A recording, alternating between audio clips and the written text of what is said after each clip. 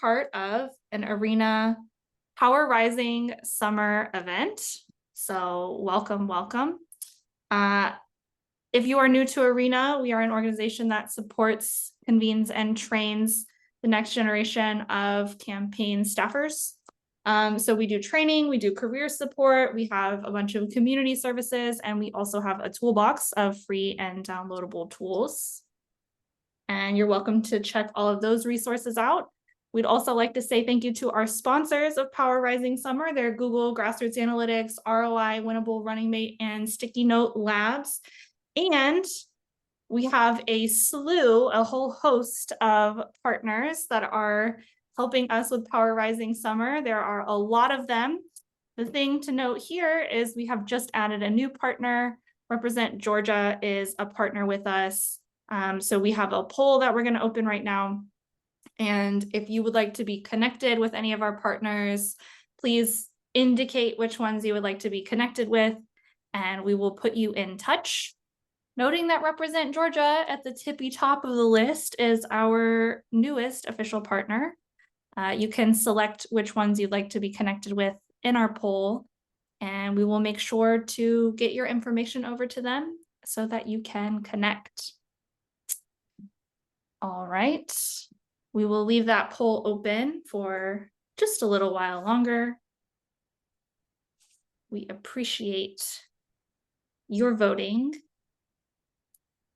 Wow, a 19% turnout race. A bunch of great partners here. If you're in Georgia, we'd love to connect you with Represent Georgia. Awesome. Okay, let's leave that poll open. This is my last slide that I had to share, and now I am excited to present to you our main event. You are at Defending Digital Campaigns. We are going to talk all about cybersecurity. Our partners are going to walk you through it. So I will kick it over now to Michael from Defending Digital Campaigns to kick us off. Thank you so much. We're so excited to be here. Just give me 1 second to get things rolling. There we go. My name's Michael Kaiser. I'm the president and CEO of Defending Digital Campaigns, and I, along with Betty Fleming, Betty's here too. Say hi, Betty, or she will in a second. We're going to take you through this training. Betty's our director of onboarding and support. Say hi, Betty. I saw you turn your. Oh, hi everyone. We're gonna be your tag team for today, and Ashton from our team is in the chat. He'll be dropping some links in.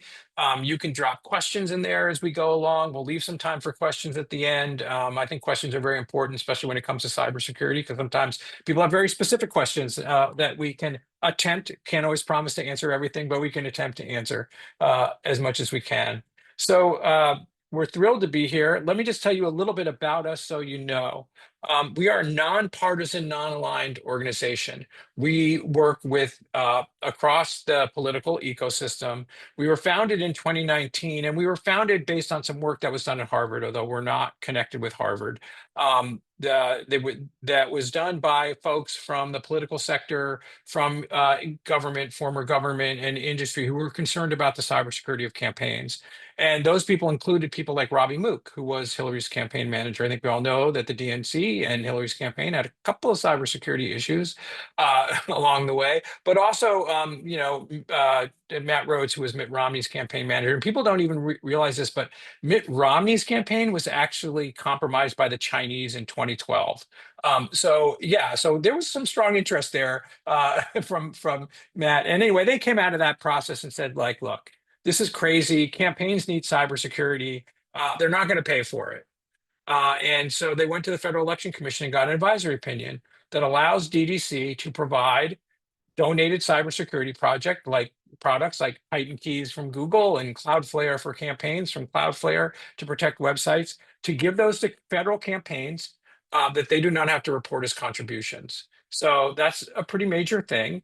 And we're currently approved, and I heard George is one of your partners. We can do the same thing now in Georgia, Michigan, Ohio, and Virginia as we work our way across the country. We have exemptions from campaign finance law that allow us to give contributions to campaigns all the way down the ballot in those states for free. So if you're in one of those states, just contact us and we'll be really happy to talk to you about your campaigns and what we can do. We do what we do today. We're training, and we've served more than 800 federal campaigns, and we've given away more than $11 million in product since 2020. So that's kind of what we do and how we do it. So cybersecurity at its core is about risk management. So when you think about that, you have to think about not all the things that possibly could happen, but you have to mitigate against the things that actually might happen. And that's where I always want people to focus. Otherwise, there's just too much noise. So the biggest thing that you face a risk at, and this is actually both at your campaign level and your personal level, and we're going to talk about both those things today, campaigns and also personal protection, is having your account hacked. Someone just trying to get into your account, steal your credentials for any number of uses that they might use it for, including stealing money, phishing your friends, phishing campaign supporters, all those kinds of things to get into your accounts, right? Your website, it will be a target. We've seen a lot of this. In 2024, there were a ton of what's called DDoS attacks. I'll talk a little bit more about that in a minute. Actually, some of the folks who were really attacked were the third parties to campaigns, vendors to campaigns, right? Folks that process fundraising, letter emails and those kinds of things. Other kinds of technology supporters to campaign, because if I can hit one, then I've hit many at the same time. We've seen money stolen. This is something that we've seen a fair amount in this space. If you live in the world, you know that American politics equates to money. There's money in American politics, right? And we know, like, some of these races, especially we get into some of these Senate races or big battleground state, there's a lot of money coming in, and the bad actors know that. Phishing, I think, is something we're all aware of, but mistakes is something that campaigns don't often pay attention to. And they are cyber incidents. They're not nefarious. They're just somebody attaches a spreadsheet to an email that shouldn't have gotten it, and out goes the door, goes a ton of personal information about people. So mistakes can be made. So who are these bad actors that you have to worry about? Oops, sorry about that. Well, they really come in three buckets. Cyber criminals, we already talked about monetizing crime, right? Nation states. And so nation states, we primarily think of as wanting to interfere in our democracy. And there's no question that some of them do. And that you need to think about those folks as really seeing that a success of democracy is a threat to them, right? Because their systems are not democratic. And so they want to keep them from becoming democratic. So that's a threat to them. But espionage is also something you need to be aware of. And you may be thinking, well, like, wait a second, what about all this spy stuff? Look, even our friends conduct espionage against us, right? They want to know what candidates are thinking. They want to know what how candidates might react to policies that affect their country, even if they're friendly countries, right? And they're always trying to understand what's going on. Certainly our adversaries also conduct espionage, but our friends do as well. So I think, we want to be sure that we think about that. And then there are hacktivists, right? And hacktivists are, just people who are basically non-aligned or maybe aligned with a couple other people who think like them. And, you can think like anonymous, that's sort of the iconic image of the hacktivist, but they may be opposed to a candidate. They may be opposed to a policy. They may be opposed to the whole process altogether. And they want to interfere, embarrass, disrupt, that is their goal. And so you have cyber criminals, nation states, and hacktivists, all that you need to be aware of in a campaign or as a person in the political space. And this brings us to a very kind of crucial thing for you all to be thinking about. And that is that people in politics are usually the targets of the bad actors, with the exception of things like website. So everyone associated with a campaign or working in politics at all is considered a high risk user. And those, not just by DDC, we can evaluate whether someone's at higher risk, but Google considers you to be a high risk user. Microsoft considers you to be a high risk user. Meta considers you to be a high risk user. And we'll talk about some of the programs that have developed for high risk users, but you need to own that you are a high risk technology user, and you need to act and implement things based on understanding and owning that concept. And it's not just you who are on the phone here. Obviously, candidates are high risk users. The family members of candidates and people in politics are high risk users because people are the targets. If I can get to somebody's partner, their spouse, if I can get to a kid and get into their account, maybe I can jump over to your account or jump into the campaign. So friends, campaigns don't run without a lot of people around them. It could be family friend, old family friend, college, high school friends, friends of the candidate raising money. These are publicly easily access who those people are, and they become targets. And of course, staff and volunteers, obviously, naturally targets, and then vendors. And I talked about that. Little vendors. Third-party risk is actually, one of the big risks in cybersecurity, and we saw that in 2024. So when it comes to campaigns, what our goal at DDC is to try and make this as easy as possible. And everything we're going to talk about today, there are some things that we can give you free if you're eligible, but everything we're going to talk about today, there are free options to protect your campaign. So if you're not in one of those states, or if you're not a federal campaign, there are no obstacles to implementing what we call core security, which is account security, website protection, and protecting email. And we'll talk about all those three things and then a whole bunch of other stuff that you can do to protect yourself. But we'll try not to overwhelm you, and we'll let you know that most of these things are really easy to implement and there aren't that many hurdles to getting it done. So I said that the biggest risk you face is your account being hacked, right? That means that the number one thing you have to do is lock down your logins and protect your accounts. So if we were all in a room and I asked you to raise your hand, how many of you have MFA on your accounts? You would all raise your hand because almost everybody has MFA at this point, right?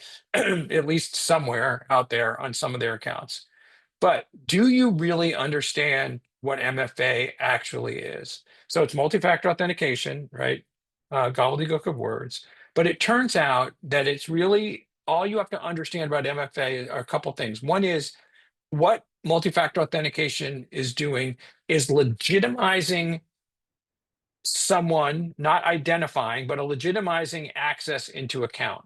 And that's done by something that you could be done by one of these three ways. Something that some combination of these, obviously a password or the SMS text you might get to your phone or to your email, or, um, something that something that you have, which can be a pass key, and I'll talk about a little bit more about those in a second. A physical security key with like a Google Titan key or a Yuba key, which you plug into your computer and touch. Your device is an authenticator, it's an identifier, they're unique. So like a company knows like your device is trying to connect to a service, and then something that you are, right? A fingerprint or a facial scan. So probably most of you, if you're iPhone users, are probably using, iPhone's Face ID to get into your phone. Windows has Windows Hello you can use on your phone. My, MacBook Air, I can touch it with my fingerprint to get in. I touch my fingerprint on my phone to get in. So that's something that you are. These are. Oh, no. So not all factors are created equal. I see that my internet is a little hinky here, so if you lost me, let me know. You're Um, back. You're back now. Okay, good. Yeah, sorry. It just does that sometimes. Welcome to technology. It's not perfect. Anyway, you need the strongest form of MFA, but they're not all created equal, right? So passwords clearly, not secure. They can be hacked and cracked. SMS voice, not secure, right? Because phones you can get in between a phone. And like if I'm in your email and I go to log into a new account and they say, oh, we want to send you an SMS text, well, I could send it to my email, right? So you can't count on that as being secure enough for those of you who are high risk users. Backup codes, which is something that you can get sometimes for account recovery, very good. They're one-time use. Many of you might be using an authenticator, Google Authenticator, Microsoft Authenticator, Authy, bunch of these. Those are temporary one-time passwords. Those are good, right? They're better. Mobile push, newer, well, it's been around for a long time, but it's newer implementations here. Maybe some of you have seen this. I go to log into an account, and then it says, oh, go to your phone and log into the app. And you go to the app and it says, are you trying to log into your account from another device? And you click yes, right? That's actually a good form of security, because by then you've logged into your phone, right? You've logged into the app, and now it's telling you. So you've identified yourself and authorized yourself on multi different factors. But the are these two: FIDO security key and passkeys. Like I said, FIDO security key, piece of hardware, goes into your computer. They're awesome because one key, you can put a key on Facebook, you can put a key on, you know, Google, you can put a key on Microsoft. You can use the same key across all those accounts, right? X, all of them. One key can be your security for all those accounts. You don't use them all the time. You set them up. Occasionally you get asked if there's a circumstances around your trying to access account that doesn't look right to them. Like maybe you're all the time in Chicago, but then you log in San Francisco from a public network, and they're like, well, we just wanted you to prove that it's you again, right? And they'll do it, right? A pass key is a piece of digital credential. It is an encrypted code that resides on a device that is given to you by a service provider, Google, Microsoft, PayPal, whatever, that sits on your device. When you go into your device, like press your finger, scan your face. Step one, you're in your device. Step two, you ask to go to a service. It looks for that encrypted code, de-encrypts it, lets you in without a password. This is easy, and it is also the strongest authentication that you can get. It is unphishable. Passkeys are you cannot be copied. They cannot be stolen. So this is what we want you to move to on all the counts. Not every service provider offers them yet, but many do, and many more will in the coming months and time ahead. So just to recap, and then I'm going to send you over to Betty to really to do the hard work here. Is you do this: you pick the strongest authentication that's allowed by the service provider. Hopefully it's not a password, but hopefully it's a passkey or security key.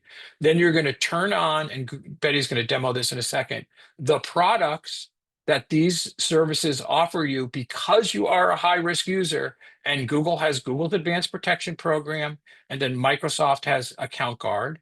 And then you're going to log in where you can with some of these services, because if I've created a passkey on Google's APP, and then I go to a service and say, would you like to log in with your Gmail account? You do that because now you're bringing all that protection with you as you log in and start working on this new service. Plus, you don't have to create a password. You don't have to remember a password. You don't have to worry about account recovery in that regard. So I'm going to hand it over to Betty. And Betty is going to walk you through how easy it is to turn on Google's APP. And Ashton will be dropping in some links here. If you hopefully he already has, but he'll drop in the link for the enrollment into APP here. Thanks, Michael. Give me 1 second to share my screen. Okay. There you go. You guys should all see this now. So yeah, I'm going to show you how to turn on Google Advanced Protection Program with a passkey. So the best way to get to Google Advanced Protection Program is actually to Google Advanced Protection Program. So pretty easy to remember. That's your first step. And then I'll click on that first link, and that'll take you to the landing page. And then you'll want to go to the top right and click Get Started. And then enter your credentials again.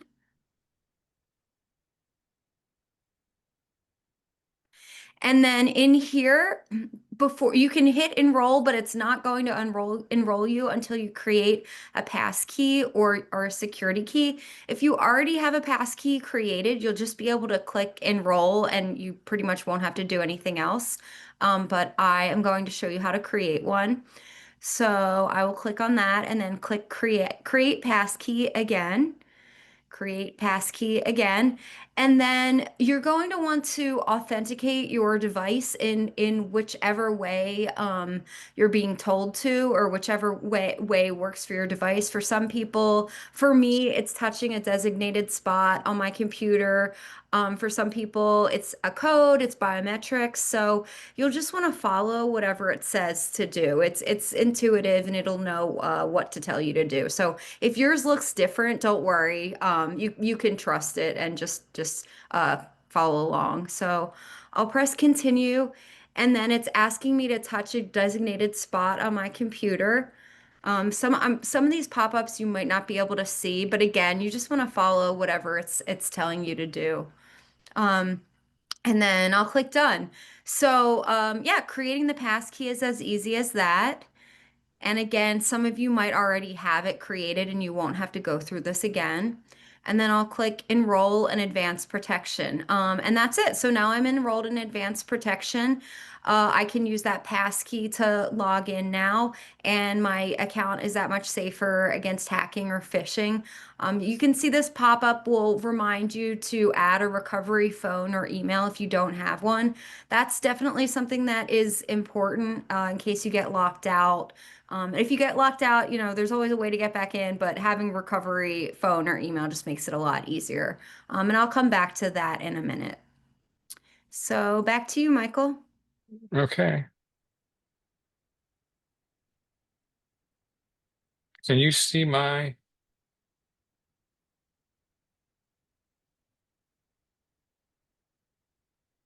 I'm not seeing my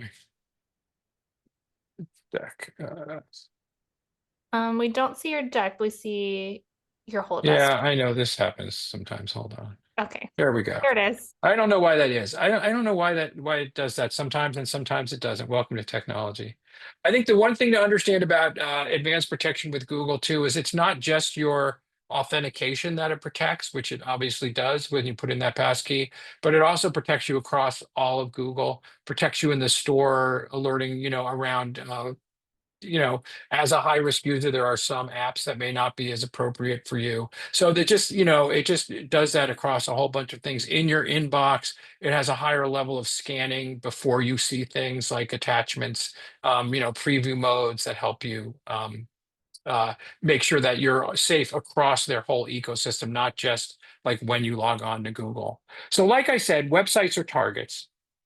And they are targets through what is two really ways, but the most common way is DDoS, which is a distributed denial of service attack, which is just infected computers trying to access your website at such volume that your website can't respond and it's basically shut down. And like I said, we saw a bunch of these in 2024.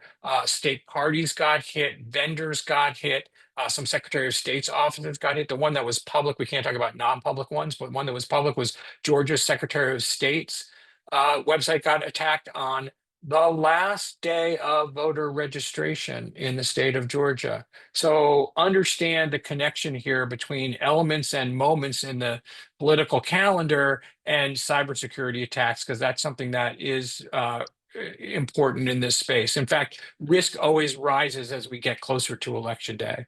So you want to protect against DDoS attacks, number one, and there are a couple of different ways to do it. Google has something called Project Shield. Project Shield is free. You apply for it. It is designed for high-risk users, organizations. So it's not just campaigns. If you're in a political organization, you'd be eligible for Project Shield as well.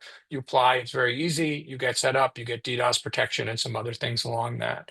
Cloudflare, which is the #1 protector of websites in the world, has a free version of Cloudflare for any website on the planet. Literally any website on the planet. It doesn't have to be political. Any website can get the free Cloudflare. We'll put some links in here for you. You can, and then if you're eligible, we have a higher level of product for Cloudflare for campaigns.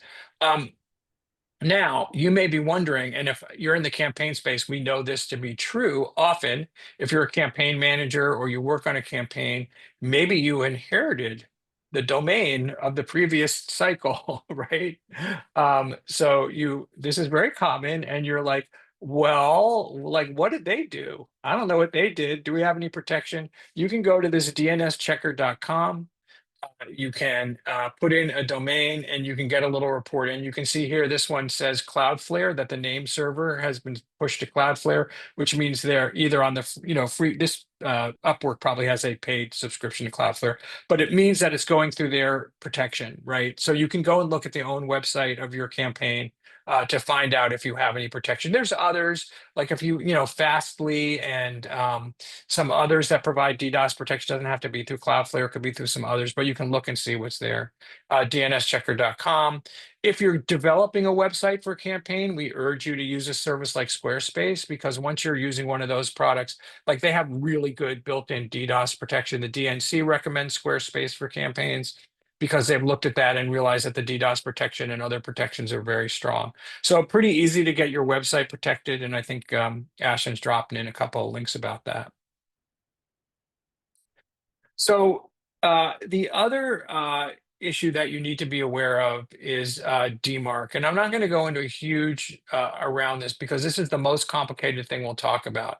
But DMARC is the equivalent, is an authentication standard that tells the people that process email, Google, Microsoft, Yahoo, where a lot of this email that you send goes through, that the domain that it's coming from has been authenticated, right? So this has been, DMARC's been around for a long time, but now those sending services that I just mentioned are becoming much stricter about what gets through and what gets sent. And if you don't have DMARC, right, you can't, your emails will start going to spam, basically. And DMARC has two components. It has the registering of the domain, and it has the configuration of the services. If you use Constant Contact, if you use MailChimp, if you use some other service to send your email, that also has to be configured for your mail to get through. So DMARC process is a multi-step process. We're going to give you this here, Valamail Try Monitor free. Valamail is a partner of ours. We have a free campaign, Valamail for Campaigns product. You can open an account, put your domain in there, and it will tell you. You can also go, there's a checker that you can go to just check your domain to see if it has DMARC or not. Check it out. You can start an account with Valamail and it will look at some of these sending services and it will tell you, we'll start sending you reports about what's happening with the emails you send. All this is a long way around to saying most people will need help with this. This is not, this is not something that's super easy to do. So you may need, if you're using like a vendor who's sending your fundraising emails or something, check with them because they know all about this stuff. They should, because every single one of their things should be. Our experience with third-party vendors who do messaging for campaigns is a lot of them are DMARC compliant and have tackled these problems. So check with them or get some help or, reach out to us, look at our knowledge base. We'll show you in a few minutes and you can figure out how to do that. But this is really important to protect your email with DMARC, or you're not going to be able to reach your supporters, which is going to be a problem. So we talked about the campaign core protections, but I'm also concerned about you, obviously, because you're all high-risk users. So we're going to go through a few of the things. These are all free. We got some here from Google. I got a couple from Microsoft in a minute. That you can do. These are built into Google products that are available right this moment for you that you can become better protected. We talked about setting up a passkey on Gmail accounts, turning on Google's advanced protection program, using federated logins. These are all really good ways to protect yourself. In a minute, we'll show you the Chrome Password Manager and the security and privacy checkups. Betty will do a little demo on those. But there are two products which are relatively new, and I call them products. They're really like features or add-ons that are relatively new that most people don't know about. One of them is turning on results about you. So especially if you're in this space, you're concerned about the public information that's available to you on the internet, generally speaking, right? Well, results about you if you turn that on, will look for certain kinds of information, non-consensual images, your home address, your phone number, certain things. There's a whole framework for what they'll look for. And then when they find it, you can request to take it down, right? And Google will try and take it down for you. This is huge because in the past, you would have to go to the website that had the information and ask them to take it down. Now Google takes it out of search, and that really helps a lot.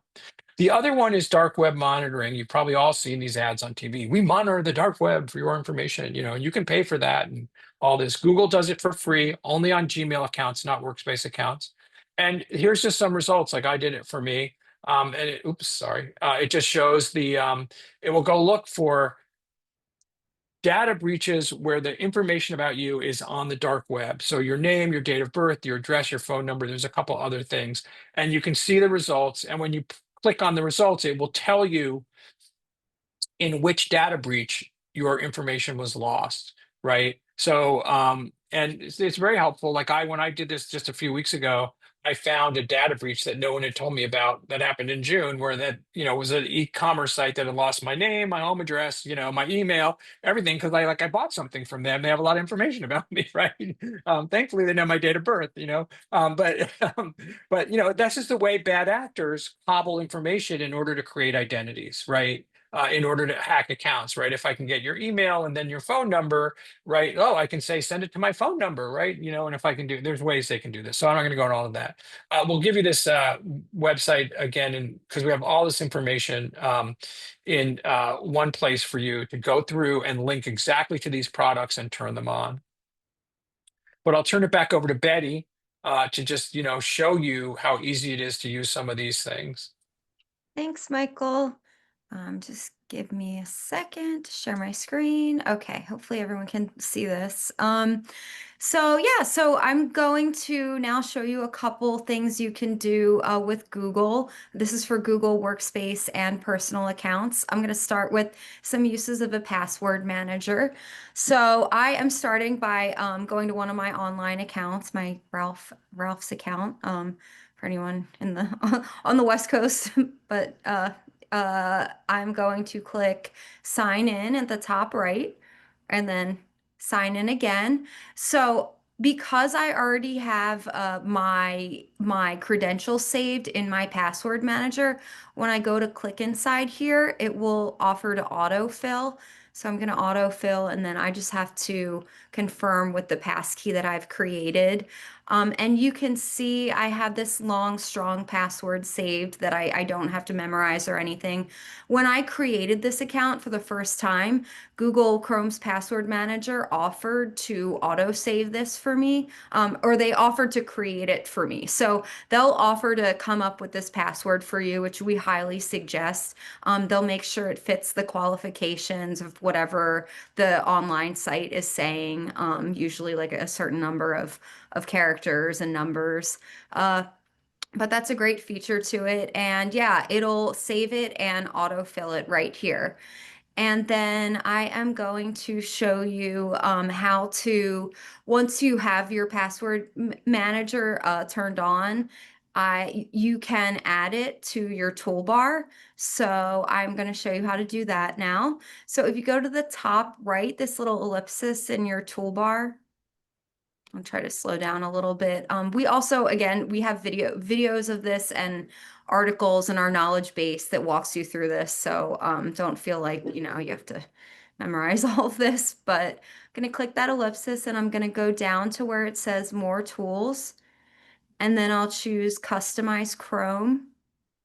And then I'll scroll down to where it says toolbar. I'll click on that. And then you've got some options of things you can put in your toolbar. So that first one you'll see it says Google Password Manager, and you can toggle that on and off. So if you look at the top right inside my toolbar, you'll see that you'll see a key icon appear, and that is putting your password manager in your toolbar. So that's not something that you have to do in order to get your password manager to save passwords. It's just something that makes it easier to access. So now that that has been placed in my toolbar, I can show you some things that that does. I can click on that and then I can go and edit this password right here if I want. I can click manage passwords and that will take me into the passwords section of my account. So you can see all of my saved passwords in here. I can manage them, edit them, etc. And then another great feature to the password manager is if you look over on the left, you'll see checkup. And when I clicked on that, that is a password checkup. So that's something that's great to go to periodically to look and see the status of your passwords. As you can see, I don't have any passwords compromised, but if they were, it would let me know. I have some reused passwords, so I'm gonna want to go right there, and I can access that right from this checkup and create more unique passwords for these sites. And from here, it's going to tell you if they're long and strong enough. So maybe if you created them yourself a while ago, like if it's your cat's name or something like that, it's probably not going to be long and strong enough, and it'll suggest that you update that.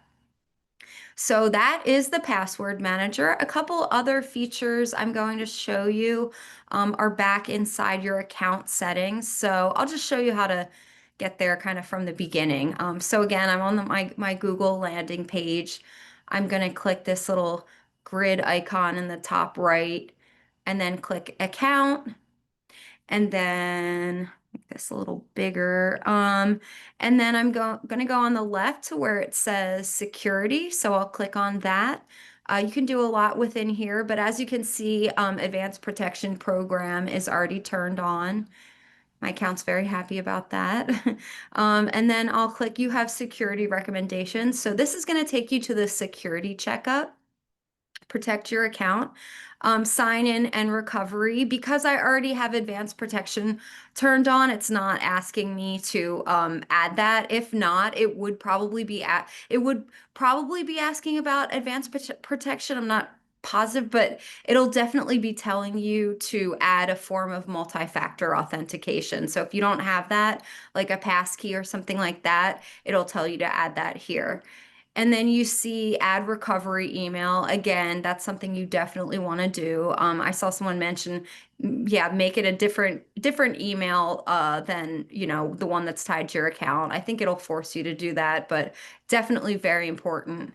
Advanced protections turned on. Here you can look at what devices you're signed in on.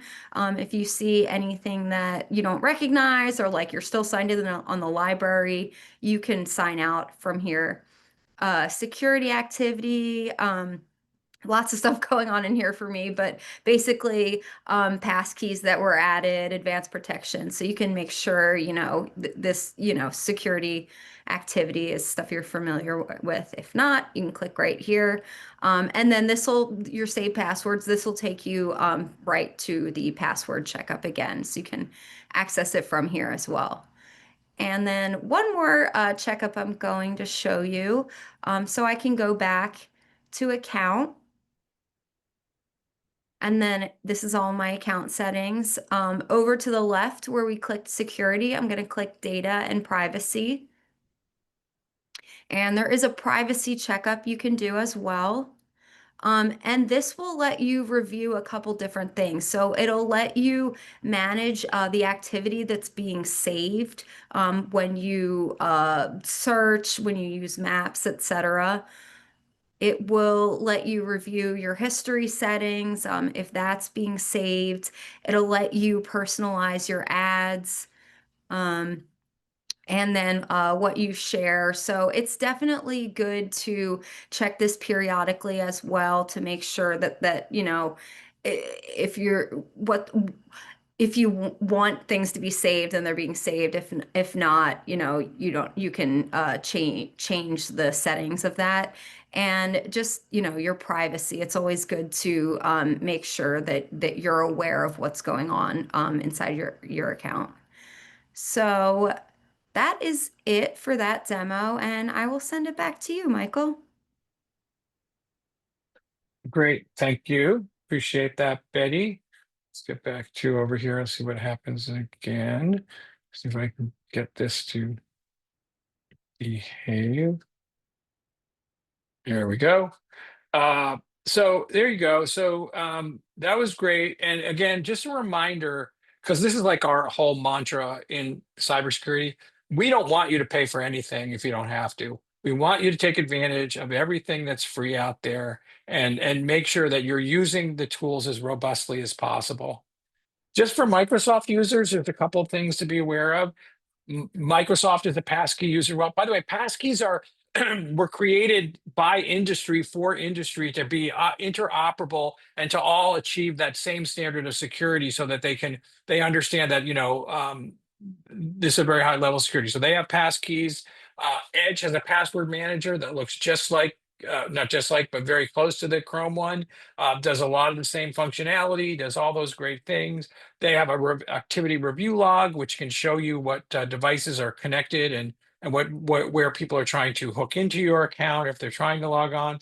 And then again, if you're a Microsoft shop, they have Account Guard for high risk users. This is, by the way, not just for campaigns. This is also for any high risk organization. So it could be for a political organization, an advocacy organization. If you consider yourself to be at higher risk, you can apply for Account Guard, and we encourage you to do that. All these companies, we're not here to promote any individual company. We're actually agnostic, but they really do recognize that some of their customers are at higher risk than your general consumer who might just be at risk of cybercrime. Here we have a portal at Protect Yourself, which will link both right directly to all the products that we talked about. So if you wanted to learn how to set up a passkey or know how to set up advanced protection, you just click there, and so all these things are directly. And this is defendcampaigns.org. And we also Betty referenced our knowledge base earlier. So I used to be the executive director of the National Cybersecurity Alliance. We're the folks that did Cybersecurity Awareness Month, right? Maybe some of you participated in that in various places, maybe at work or at a school or likewise. We did a lot of wagging our finger, do this, do this, do this, which is, by the way, just what we did for you for the last 40 minutes. Told you everything you were going to do. We did show you a couple of ways how to do some of this stuff, right? But we didn't do a very good job at that when I was at NCSA, because we had such a big platform. But this is a knowledge base for you all. So if you click on these things, you can find out it will show you how to set up a free Cloudflare account so you can get the free Cloudflare. We have step-by-step instructions for a lot of stuff, or we save you the time and send you directly to the place where the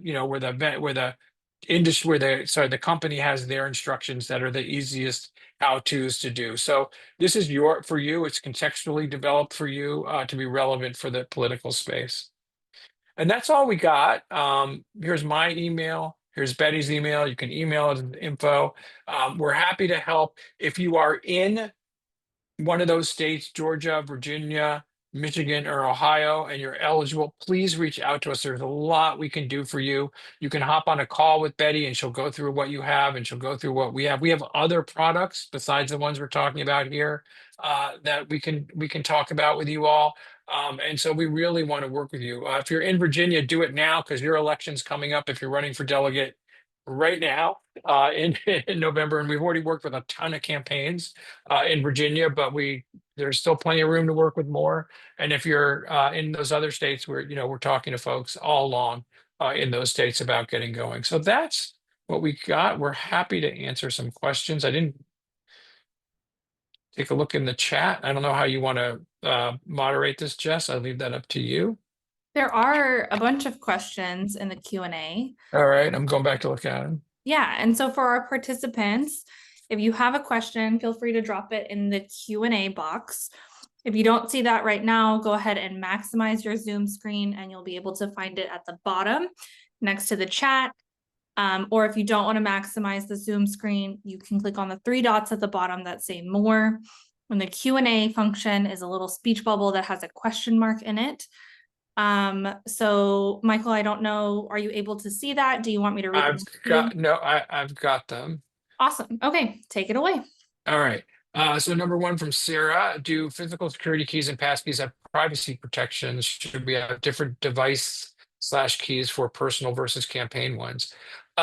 So the answer to that question is they're very privacy forward and they're very security forward. Should you have a different one? I see, Betty, you said you'd answer this one live too, see if you have a different answer to me. I would recommend one different one for personal and campaign, only because in the same way that, people should try to keep work and personal stuff separate, right? Just generally speaking, I would say that as a general security rule, but you don't have to because the keys work on, their personal campaign agnostic. There is some overlap in the sense that if you're doing, Facebook for a campaign, you're using your personal account to access the Facebook page. So nothing is clear cut, unfortunately, in the world of tech. But my recommendation, if you can do it, would be to have two keys. My recommendation would be to have really two keys, really also because if you do combine them, you should have one key that's a backup. You should register two keys, and then you should have one key that you keep in a drawer and one key that you keep with you. I was gonna say the same thing. Just and label them, because if you get two of the same key and they look the same and one is a backup, which I've done, I'm like, why isn't this working? And it's because they look exactly the same and I haven't labeled them. It sounds like, yeah. Yeah. Somebody's asking about I have been pawned, Greg. We don't really, I can't speak to that. I think that probably it's fine. I think it mostly look for email addresses. I once looked at it a long time ago. I haven't looked at it in a long time. I would say that there was, the dark web monitoring, if you have a Gmail account, is as good or probably better, and that's keeping you within the Google ecosystem. I don't know what kinds of information, I've been pawned like collects about you. I haven't looked at their privacy policy. Mary Lee uses Firefox and DuckDuckGo instead of Chrome and Google. That's fine. We don't recommend one or the other. The only thing I would say is just make sure no matter what you're using for a browser, that you've turned on the strongest form of authentication. So if you're logging into that browser, like as an account, and use that, make sure that you are using some form of strong authentication to log into that. I think, whatever browser you like is the browser you like, and you should go ahead and use it. We don't have a recommendation one way or the other in that. Does Google reset those privacy settings with every browser update? I'm not 100% sure what you mean there, but what I'll say is when you do a Google browser update, nothing changes. So if you have things in cache, they stay the same, right? All of the settings that you've done for your Google and for any of this websites you have stay the same. So it doesn't wipe it out. And by the way, you should do those updates, and I think Edge does them too, and I'm sure Firefox has a similar. Um, like every time you see that update, right? Because a lot of times sometimes they're functionality updates, but most of them also have security updates underneath them.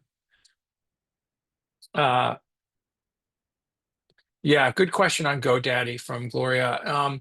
What has been your experience with GoDaddy and protections they provide? I do not believe that out of the box that GoDaddy provides website protection. We just actually went through this because the DNS that I talked about, the looking up the website protections is public information. So when we're working with campaigns, we often, before we talk to them, we'll go check their DNS and we'll see like, hey, do they have protection? Because if they don't, we want to talk to them about them, or they have the free Cloudflare, we want to upgrade them. We thought for a while because Amazon, GoDaddy uses Amazon as part of their registration process. So if you go look at your DNS from GoDaddy, it might say Amazon. You're probably not protected.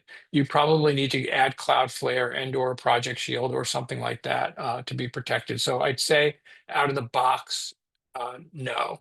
I don't know if they offer, like, do they sell an upgrade to DDoS protection? You can look and see in your account. Even if they do, I'd probably still go tell you to do the free Chrome because I don't want you to pay for it. If you don't have to, but that's just me.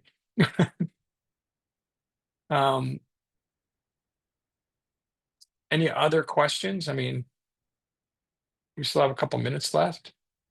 You all feel like you're cybersecurity experts now. You're ready to go. You're ready to face the adversaries who are out there. Feel free to drop additional questions in the Q&A. I have been getting questions DM'd to me, private message to me. The most common question that I have been getting asked is whether or not folks will get the recording. And the answer is yes. Afterwards, we will send out an email that will include the recording and all of the links that we have been using in the chat. We will need a little bit of time to process the recording and get it uploaded, so you can look for that, if not later this afternoon, then tomorrow morning. But please do keep dropping your questions in the Q&A. We have a little bit more time to get questions answered. And David, I see your hand up, so I will defer to Michael on how he would like to answer your question. Yeah, you can ask. Yeah, you can ask a question. Go ahead. All right, thank you. Can you hear me okay? Can hear you fine. Thank you. Having just wrapped a campaign where compliance with any of this was very difficult, including at the leadership level that was trying to work with the digital team, the communications with leadership, staff, and volunteers on campaigns about adoption was the big sticky pain point. And I wonder, and you've addressed some of that, but in this moment, do you have a best strategy for that? I don't know. I think I froze. Did I freeze again? We Or can Can you maybe hear me? my audience? Okay. I think I hear your question is really about how do you create a culture of cybersecurity in a campaign around this stuff? Is that a fair way to rephrase that? Yeah, that's good. So Thank you. yeah, so this was my job at NCSA, creating a culture of cybersecurity for the whole country.